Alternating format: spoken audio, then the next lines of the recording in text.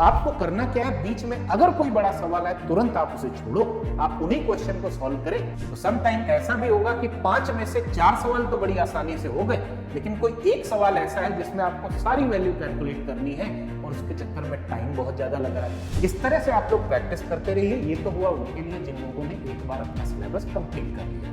Around 2-2 exercises आप इस तरह से 20-20 क्वेश्चन की करोगे।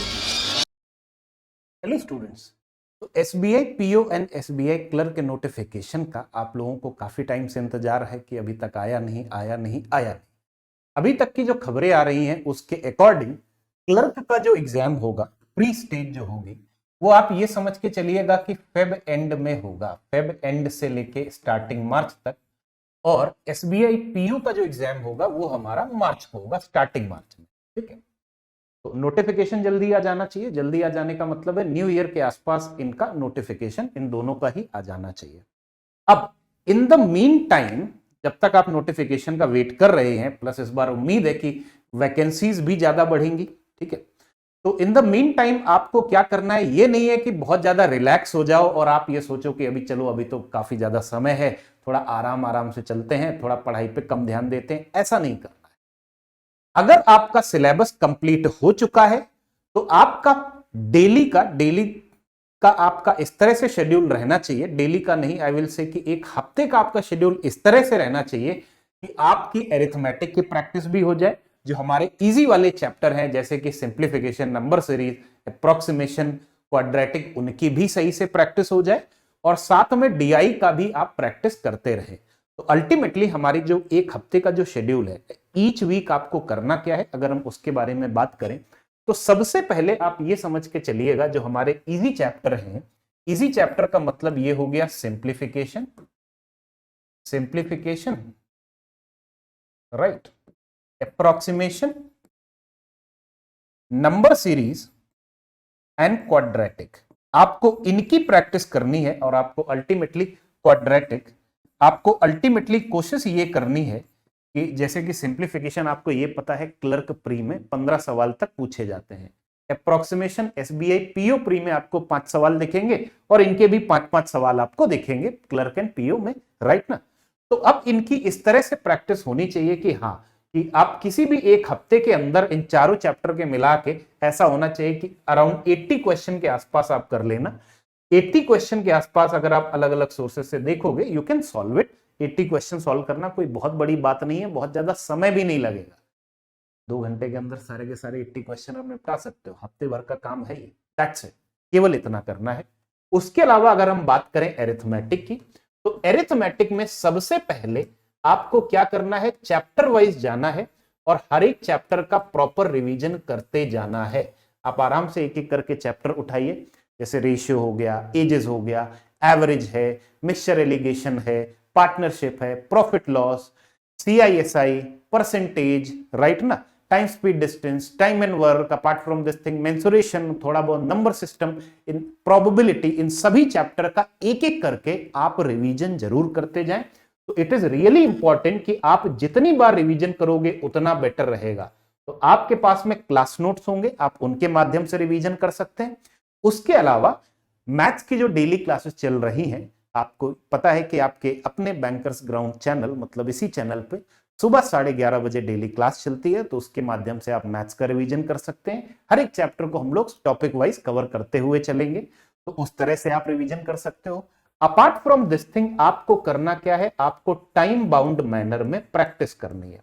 टाइम बाउंड मैनर में प्रैक्टिस कैसे करनी है, इसका मतलब ये हुआ, लेट्स से कि आपने क्या किया, अरिथमेटिक के आपने एक काम किया, 20 क्वेश्चन उठा लिए, जनरल किसी एक पर्टिकुलर चैप्टर से उठा लिए या मिक्स उठा लिए, 20 क्वेश्चन उठा लिए। अब उसमें आपने क्या किया, लेट्स से कि आपने 15 मिनट का टाइम अलॉट कर दिया, एक घड़ी में या फोन पे आपने अपने टाइमर लगाया कि 15 मिनट का समय है, उसमें you would try to solve as many question as possible. जितने ज्यादा से ज्यादा सॉल्व कर सकते हो उतने सॉल्व करना। हाँ, बीच में अगर कोई ऐसा सवाल लगे कि थोड़ा समझ में नहीं आ रहा है या फिर ज्यादा लेंदी पड़ेगा, तुरंत वहीं छोड़ देना, क्योंकि सिलेक्शन ऑफ क्वेश्चन एक बड़ी इंपॉर्टेंट स्किल होती है। अगर आप किसी गलत सवाल में जाके फंस गए ना, तो एग्जाम में आपका टाइम बहुत ज्यादा वेस्ट हो जाएगा। तो कौन से सवाल को करना है, कौन से सवाल को छोड़ना है, ये नहीं कि क्वेश्चन नंबर 1, 2, 3 इसी ऑर्डर में चलते जाओ, ऐसा नहीं करना है। उस ऑर्डर में चले तो अगर बीच में 2-4 डिफिकल्ट सवाल आ गए ना, आप वहीं पे जाके अटक जाओगे और 10 सवाल भी नहीं कर पाओगे, which will be very less, to be honest, which will be very less. तो आपको करना क्या है, बीच में अगर कोई बड़ा सवाल आए तुरंत आप उसे छोड़ो, आप उन्हीं क्वेश्चन को सॉल्व करें जो आप मेंटली सॉल्व कर सकते हैं या 1-2 स्टेप में लिख के सॉल्व कर सकते हैं। इस तरह से आपको टाइम बाउंड मैनर में प्रैक्टिस करनी है। हाँ, जब 15 मिनट हो जाए उसके बाद में अब एक साथ आप अपने सभी क्वेश्चन का आंसर चेक कीजिए। सबसे पहले उन क्वेश्चन को देखिए जो गलत हो गए हैं, उसके बाद में उन क्वेश्चन को देखिए जो आप उस 15 मिनट के समय में सॉल्व नहीं कर पाए थे, और बाद में आप उनको देख सकते हो जो आपने सही तो कर लिया है लेकिन उसमें टाइम ज्यादा लग गया है, तो उनके छोटे तरीके क्या हो सकते हैं। इस हिसाब से आपको अरिथमेटिक की प्रैक्टिस करते चलनी है। आप ये समझिएगा डेली आपको अराउंड 2-2 एक्सरसाइजेस आप इस तरह से 20-20 क्वेश्चन की करोगे ही, डेली 2-2। मैं बहुत ज्यादा काम नहीं बता रहा हूं क्योंकि आपको अदर सब्जेक्ट भी पढ़ने हैं, आपको इंग्लिश भी पढ़नी है, आपको रीजनिंग भी पढ़नी है और बाकी चीजें भी करनी है। तो इस वजह से आपको अरिथमेटिक के 2 सेट्स आपको 20-20 क्वेश्चन के जरूर बनाइए। ये एक सिंगल चैप्टर से भी हो सकते हैं या डिफरेंट चैप्टर का कॉम्बिनेशन भी हो सकता है। टाइम बाउंड प्रैक्टिस करोगे तभी बढ़िया बनोगे, ठीक है। अब आगे अगली बात आती है हमारे पास में डीआई की। अगली बात आती है हमारे पास में डीआई की। डीआई में आपको क्या करना है कि हमारे पास जो सबसे पहले प्री लेवल की जो डीआई होती है, प्री लेवल की डीआई मतलब जहां line graph, bar graph, table, missing table, pie chart, combination वगैरह जो भी आ जाए, प्री लेवल की डीआई में आप ये समझना कि हर हफ्ते आपका टाइम बाउंड मैनर में इस बार भी प्रैक्टिस करनी है। टाइम बाउंड मैनर में ही प्रैक्टिस करनी है। और टाइम बाउंड मैनर में आप प्रैक्टिस कैसे कर सकते हैं, आपने एक काम किया, लेट से आपने 4 सेट्स उठाए, 4 सेट्स का मतलब हुआ 20 क्वेश्चन, 4 सेट्स आपने उठाए डीआई के और उसके लिए आपने टाइम अलॉट किया है 20 मिनट। जो बच्चे थोड़ा सा स्लो हैं तो वो चाहे तो 25 मिनट भी अलॉट कर सकते हैं स्टार्टिंग में। तो टाइम अलॉट किया आपने 20 मिनट। अब आपकी कोशिश ये है कि 4 सेट मतलब उसके जो 20 सवाल है उसमें मैक्सिमम नंबर ऑफ क्वेश्चन आपको अटेम्प्ट करने। आपने 4 सेट उठाए, अब उन 4 सेट को सॉल्व करने की कोशिश कीजिए। और ये भी जो प्रोसेस है आपका, ये समझिएगा डेली कम से कम 4 सेट वाला ये एक बार तो कर ही लो, कम से कम 4 सेट डेली एक बार तो कर ही लो। तो अल्टीमेटली आपके एक हफ्ते में आपका एक अच्छा खासा काम हो जाएगा। क्योंकि अरिथमेटिक के बारे में अगर हम बात करें, आप डेली अगर 20-20 क्वेश्चन के 2 सेट उठा रहे हो, अरिथमेटिक जितना प्रैक्टिस करोगे उतना बेटर आएगा, उतना ज्यादा आप सीखोगे। अलग अलग टाइप ऑफ क्वेश्चन से डीआई में कोई उतनी ज्यादा वैरायटी नहीं होने वाली प्री लेवल पे, it is all about practice. तो डेली आपको एक बार ये प्रैक्टिस जरूर करनी है कि 4 सेट्स आपने उठाए, उसके 20 सवाल हो गए, वो 20 मिनट्स में आपने सॉल्व करने की कोशिश की। हो सकता है 20 में 10 हो पाए, 12 हो पाए, 15 हो पाए, जितने भी हो पाए उतना सही है। याद रखना आपको वही क्वेश्चन अटेम्प्ट करने हैं जो आप इजीली कर पा रहे हो, मेंटली कर पा रहे हो या 1-2 स्टेप में लिख के कर पा रहे हो। अब सम टाइम डीआई सेट में ऐसा भी होता है, जैसे आपको पता है कि प्रत्येक डीआई सेट में जनरली 5 सवाल होते हैं, तो सम टाइम ऐसा भी होगा कि 5 में से 4 सवाल तो बड़ी आसानी से हो गए, लेकिन कोई एक सवाल ऐसा है जिसमें आपको सारी वैल्यू कैलकुलेट करनी है और उसके चक्कर में टाइम बहुत ज्यादा लग रहा है, तो आप उस सवाल को छोड़ सकते हो। जब आप टाइम बाउंड प्रैक्टिस कर रहे हो 20 क्वेश्चन लेके 20 मिनट में, तो आप उस सवाल को छोड़ सकते हैं।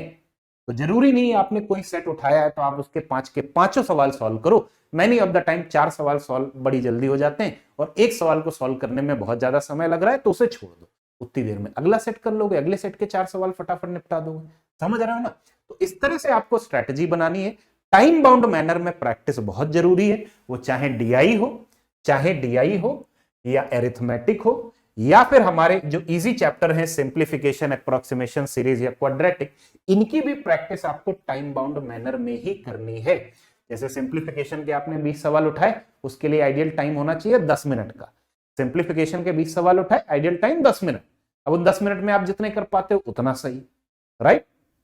अगर 10 मिनट में if you are able to do, जैसे आपने 2-4 बार आपने देखा कि 10 मिनट में आपसे 17-18 क्वेश्चन हो जा रहे हैं, तो बाद में अब आप क्या कर सकते हो, 25 सवाल उठाओ, उनको 10 मिनट में करने की कोशिश कीजिए।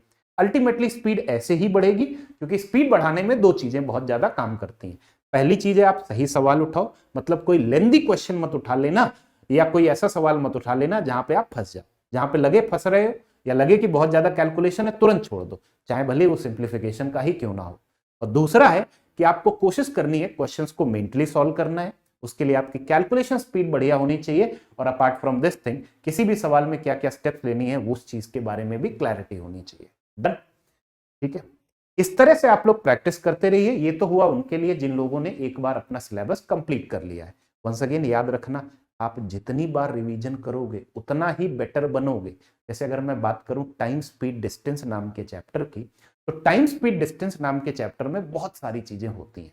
जैसे कि फॉर एग्जांपल कई बार रिवर्स रेशियो वाले सवाल आते हैं, एवरेज स्पीड वाले सवाल आते हैं, रिलेटिव स्पीड वाले सवाल आते हैं, ट्रेन किसी ऑब्जेक्ट को पार कर रही है उसके सवाल आते हैं, लीनियर रेस हो गया या समटाइम्स सर्कुलर रेस भी हो सकता है, बोट एंड स्ट्रीम हो सकता है, इट कैन बी एनीथिंग। तो वो आपको सारे कंसेप्ट और टेक्निक माइंड में तभी रहेंगे जब आप उन्हें बराबर बार बार जब आप उन्हें रिवाइज करोगे, क्योंकि सबका माइंड ऐसा नहीं होता है कि एक बार पढ़ लिया तो याद रहे, राइट ना। ऐसा नहीं होता सबका माइंड, कि हमें से ज्यादातर लोगों को बार बार रिवीजन करना पड़ता है। तो यही आपको कोशिश करनी है, बार बार रिवीजन करना है, राइट ना, ताकि चीजें आपके माइंड में बनी रहे, ठीक है। और उसके अलावा अगर कोई नए बच्चे हैं जिनका अभी सिलेबस कंप्लीट नहीं हुआ है, जिनको अभी भी कई सारी चीजें पढ़नी है, तो आप क्या कर सकते हैं, करियरविल ऐप पे हमारा बैंकिंग का एक नया बैच शुरू हुआ है। बैंकिंग फाउंडेशन का जो ये नया बैच शुरू हुआ है, इस बैच के माध्यम से आप SBI PO and SBI clerk pre plus means complete तैयारी कर सकते हैं, और सारे के सारे सब्जेक्ट भी कवर हो रहे हैं। तो प्री वाले सब्जेक्ट जैसे maths plus DI, English, reasoning, right ना, अब ये हम लोग प्री लेवल का भी पढ़ेंगे, मेंस लेवल का भी पढ़ेंगे। उसके अलावा मेंस वाले जो सब्जेक्ट हो गए जैसे कंप्यूटर हो गया, general awareness, banking awareness, financial awareness, ये सारी की सारी चीजें हर एक चैप्टर प्रॉपर डिटेल में पढ़ते हुए चलेंगे, एकदम बेसिक से एकदम एडवांस। हर टाइप के क्वेश्चन, उनमें क्या क्या अप्रोचेज लगती हैं, हम सारी की सारी चीजें इस बैच में देखेंगे। तो अगर आप ऐसे स्टूडेंट हो जो बहुत सारी चीजें भूल रहे हो, कि काफी पहले पढ़ी थी, कई सारी चीजें याद नहीं है, राइट ना, तो आप इस बैच को ज्वाइन कर सकते हैं। और इस बैच में आपका वो सारा रिवीजन भी हो जाएगा, प्लस लेटेस्ट ईयर्स में जैसे लास्ट ईयर या उसके पिछले साल क्या क्या सवाल पूछे गए हैं, वो सब भी हम इस बैच में डिस्कस करते हुए चल रहे हैं, राइट। तो ये बैच आपको मिलेगा करियरविल ऐप पे। एसबीआई पीओ, एसबीआई क्लर्क की प्री प्लस मींस कंप्लीट तैयारी के अलावा आप इस बैच के माध्यम से अगले आने वाले जो एग्जाम्स होंगे नेक्स्ट ईयर के, जैसे IBPS PO, IBPS clerk, RRB PO clerk, RBI assistant grade B, उनकी भी तैयारी कर सकते हैं। और इस बैच का साथ में एक और एडवांटेज भी है, कि जैसे कि अगर आपको लगे कि आपको फॉर एग्जांपल लेट्स से कि आपको पढ़ना है प्रोबेबिलिटी, आपको प्रोबेबिलिटी में दिक्कत हो रही है, या आपको कोई ऐसा चैप्टर पढ़ना है जो हम बैच में बाद में कवर करेंगे, तो उसके लिए क्या है, यहाँ पे जो बैच है ये लाइव तो है ही, साथ में वीओडी बैच भी है। वीओडी का मतलब क्या हुआ, कि आपको स्टार्टिंग से ही जो भी सारे के सारे चैप्टर का पूरा कंप्लीट बैच के वीडियो क्लासेस स्टार्टिंग से ही मिल जाएंगे। तो बैच में लाइव क्लास में तो एक एक चैप्टर में हम हर टाइप के क्वेश्चन, हर टाइप की टेक्निक सीखते हुए चलेंगे, लेकिन अगर आपको आगे के चैप्टर पहले से पढ़ने हैं या पहले से रिवाइज करने हैं, तो भी आप वीओडी के माध्यम से इस बैच में कवर कर सकते हैं, राइट। वंस अगेन, जिन बच्चों को अभी अगर कुछ चीजें कवर करनी है, सिलेबस कंप्लीट नहीं हुआ है, या कई सारी चीजें छूट रही हैं, या फिर आप एकदम नए स्टूडेंट हो जो पहली बार बैंकिंग के किसी एग्जाम की तैयारी कर रहा है, तो आप इस बैच को ज्वाइन कर सकते हैं, करियरविल ऐप पे मिलेगा। और दूसरी चीज, जिन बच्चों का पूरा सिलेबस कंप्लीट हो चुका है, उनके लिए क्या है कि आपको रिवीजन करते जाना है। जितनी बार रिवाइज करोगे उतना आप बेटर बनोगे। और इस तरह से अगर आप लगे रहोगे, अभी मैं मॉक टेस्ट के बारे में बात नहीं कर रहा हूं क्योंकि अभी बहुत ज्यादा समय है, अभी आपको यही करना है कि टाइम बाउंड प्रैक्टिस करनी है, वो चाहे डीआई में हो, एरिथमेटिक में हो, या हमारे जो स्पीड मैथ्स वाले इजी चैप्टर होते हैं इनकी प्रैक्टिस हो। टाइम बाउंड प्रैक्टिस आपको करते चली जानी है, राइट ना। लिमिटेड टाइम में सवाल सॉल्व करना, तभी तो एग्जाम निकलता है। आपको पता है मैथ्स में 20 मिनट का समय होगा, उसमें 35 सवाल दिए जाते हैं।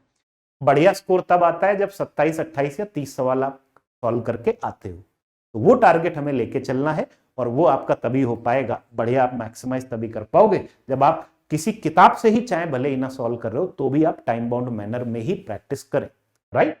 बाकी लगे रहिए, बहुत ज्यादा टेंशन मत लेना, इधर उधर की बातें मत सुनना कि लोग बोलते हैं कि पेपर बहुत ज्यादा टफ आता है, ये वो, राइट ना, वो ऐसा कुछ नहीं। आपको केवल अपने आप से ही कम्पीट करना है। आप अगर आपने अल्टीमेटली अपनी आदतें बदली, अपनी पढ़ाई का तरीका बदला, तो श्योरली आपको सिलेक्शन मिलेगी। बाकी हम लोग तो आपकी गाइडेंस के लिए हैं ही, राइट। ऑल द बेस्ट बच्चों, निकाल के इस बार दिखाना है एसबीआई पीओ या फिर एसबीआई क्लर्क, जो भी आपका target, okay. All the best.